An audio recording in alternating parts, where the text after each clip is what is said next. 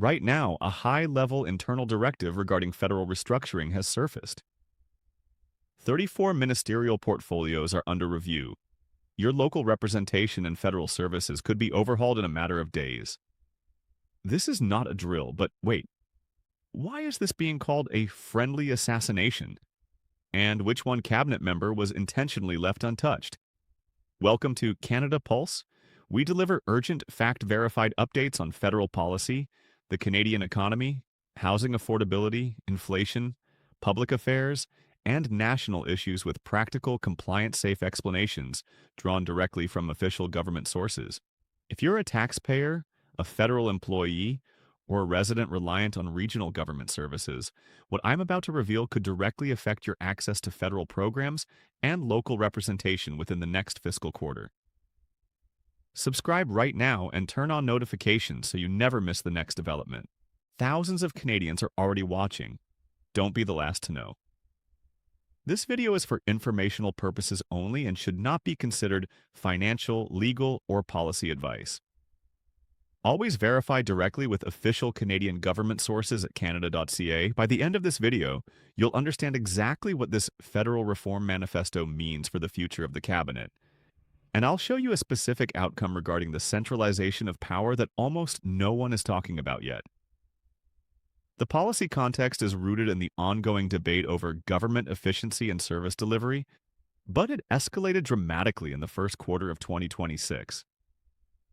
Senior policy advisors have repeatedly stated that the current cabinet size is unwieldy for modern crisis management, citing concerns over jurisdictional overlap and slow response times during economic fluctuations.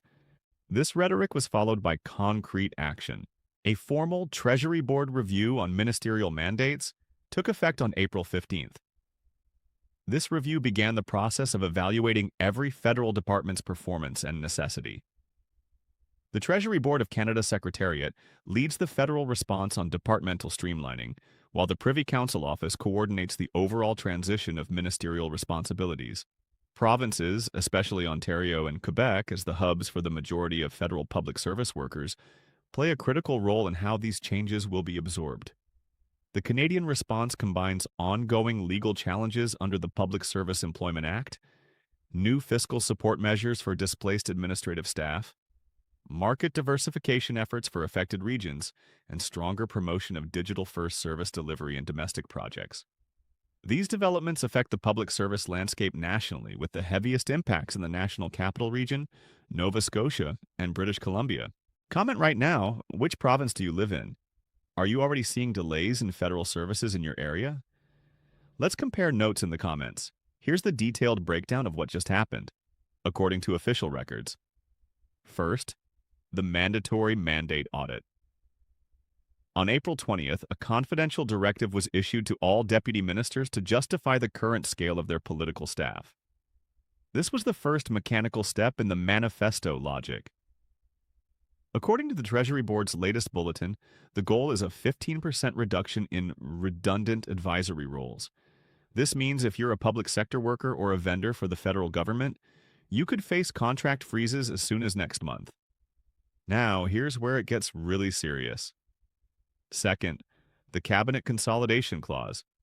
The leaked strategy suggests merging several junior ministries, such as rural economic development and small business, into larger super departments. According to the PCO's strategic outlook, this is intended to eliminate silos. However, critics suggest this removes specific regional voices from the decision-making table. Third, the spared portfolio. The leak reveals that while every other ministry was scrutinized for absorption, the Minister of Finance was the only one granted a shield of continuity. This indicates a massive centralization of authority, where the Finance Department effectively becomes the gatekeeper for all other ministerial actions. Fourth, regional service hub closures. The plan outlines a shift toward consolidated service centers.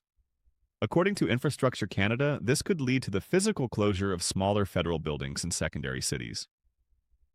Fifth, the digital sovereignty mandate. A new requirement has been established that all new policy proposals must be digital native. According to Shared Services Canada, This is a move to replace human processing with automated systems for basic benefits.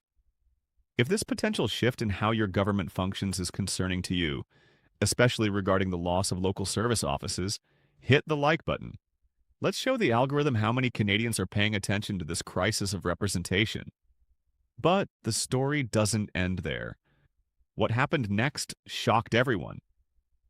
The spared member wasn't just left alone. They were given the power to veto the survival of the other 33 portfolios. The consequences reach far beyond the halls of Parliament. Let me break down exactly who feels the impact. Households across Canada may experience service gaps during the transition period. When a department is merged, the consequence chain often leads to longer wait times for passports, immigration documents, and tax inquiries. Renters and homeowners could face challenges if the CMHC's reporting structure is altered, potentially shifting the focus of housing subsidies. Taxpayers fund these restructuring programs. $1.2 billion has been earmarked for transition assistance. Workers in the federal public service face real uncertainty when departments are consolidated. Over 12,000 jobs are estimated to be at risk of reclassification. Small businesses throughout the supply chain, from office suppliers to consultants, feel the strain when federal procurement is centralized. Students and young people training for public policy careers may encounter fewer immediate opportunities as departments freeze external hiring during the efficiency audit. Immigrants employed in or being processed by these sectors benefit from the same labor market supports but face the most immediate risk of processing delays. The provinces most directly impacted are Ontario and Quebec, which house the bulk of the federal workforce, followed closely by New Brunswick and PEI, where federal jobs are vital to the local economy.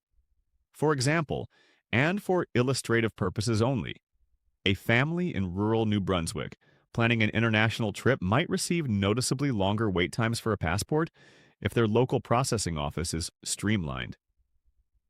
A tech worker in Ottawa could be shifting focus toward private sector alternatives if their department's IT budget is absorbed into a larger superministry. These are illustrative examples only. Real outcomes depend on specific union contracts, local conditions, and how the Treasury Board implements these mandates. Are you in one of these affected groups?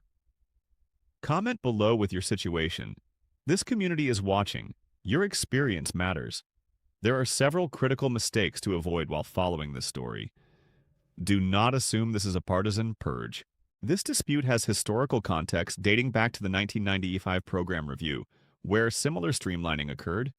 Do not trust viral social media claims about immediate mass layoffs. The official Canadian position is always communicated clearly through Treasury Board announcements and Canada.ca. Reacting to unconfirmed headlines before checking primary sources can create unnecessary career anxiety. Ignoring specific eligibility criteria for retraining or transition programs could mean missing important assistance.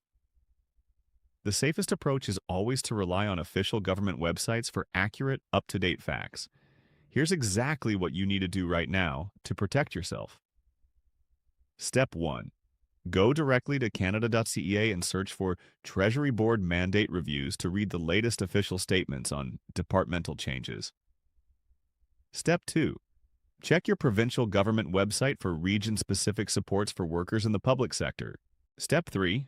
Follow announcements from the Public Service Commission of Canada on hiring freezes or reclassification initiatives. Step 4. If you work in a federal department, speak with your union representative about the workforce adjustment, WFA protocols, and available supports. Step 5. Keep clear records of any delays you experience in federal services, as these may be relevant for future ombudsman inquiries. Step 6. Consult licensed career professionals or industry associations if you believe your federal contract is at risk due to consolidation. Tell us in the comments right now, which province do you live in? How is the speed of federal services affecting your household budget or your job? Do you or anyone in your family work for the federal government? Share this video with your family members, friends, and neighbors across Canada who care about the future of our public services. All official links and source references are listed in the description below for easy access. To bring everything together clearly, the leaked manifesto suggests a radical streamlining of the Canadian cabinet. This was followed by a Treasury board audit that significantly impacts how departments operate.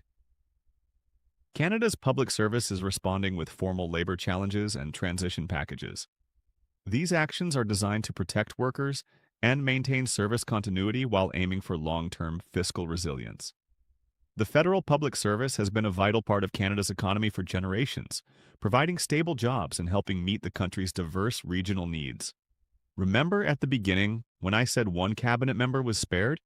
Here's what that means. By keeping the finance portfolio untouched while others are merged, the government is signaling that every policy from environment to housing will now be viewed strictly through a fiscal-first lens. While the restructuring process continues, the federal government is taking concrete actions to ensure that essential services remain operational. The situation remains dynamic with ongoing labor negotiations, so the best way to stay ahead is to follow verified official sources. This will give you the clearest understanding of how these developments may influence your access to federal benefits in the months ahead. Thank you for watching Canada Pulse. If this detailed, fact-based explanation helped you see exactly what happened with the leaked reform plan and how Canada is responding, please like the video, share it widely, and subscribe so you receive our regular, urgent updates on the policies that matter most to Canadian families. All official government links are in the description for your convenience.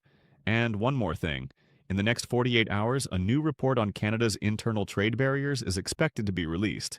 Make sure you're subscribed so you don't miss it.